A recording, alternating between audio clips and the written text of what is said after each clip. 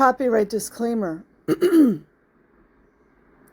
Under Title 17 U.S.C. Section 107, allowance is made for fair use for purposes such as criticism, comment, news reporting, teaching, scholarship, and research.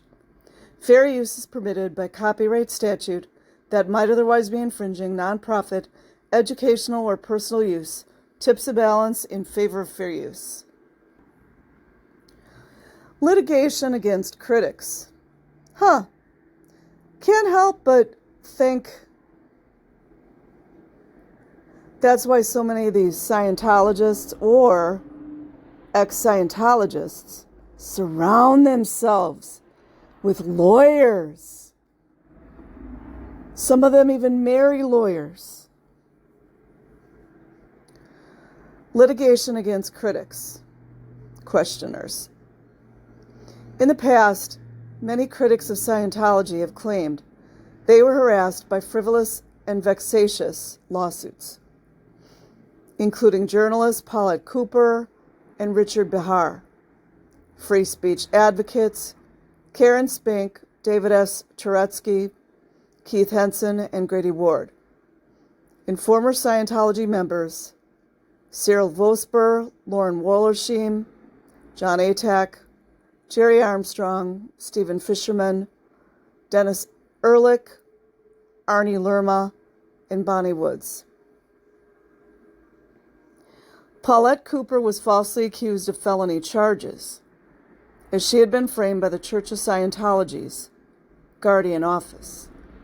Furthermore, her personal life had been intruded upon by Scientologists who had attempted to KILL her and draw her to bluicide in a covert plan known as Operation Freakout, brought to light after FBI investigations into other matters.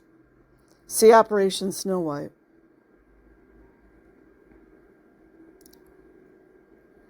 A prominent example of litigation of its questioners is the Church of Scientology's $416 million libel suit versus Church of Scientology versus Behar against Time Warner as a result of their publication of a highly critical magazine article, The Thriving Cult of Greed and Power, by Richard Behar. A public campaign by the Church of Scientology accordingly ensued in an attempt to defame this Time magazine publication.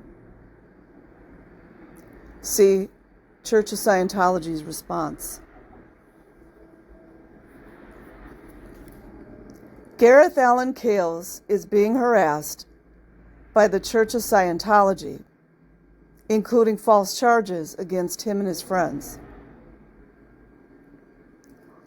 The purpose of the suit is to harass and discourage rather than to win. Where have we seen that before? The law can be used very easily to harass, and enough harassment on somebody who is simply on the thin edge anyway, well knowing that he is not authorized, will generally be sufficient to cause his professional decease. If possible, of course, ruin him utterly. Ruin him utterly. L. Ron Hubbard, A Manual on the Dissemination of Material, 1955. Similarly, the Church of Scientology's legal battle with Jerry Armstrong and Church of Scientology versus Gerald Armstrong spanned 2 decades and involved a $10 million claim against Armstrong.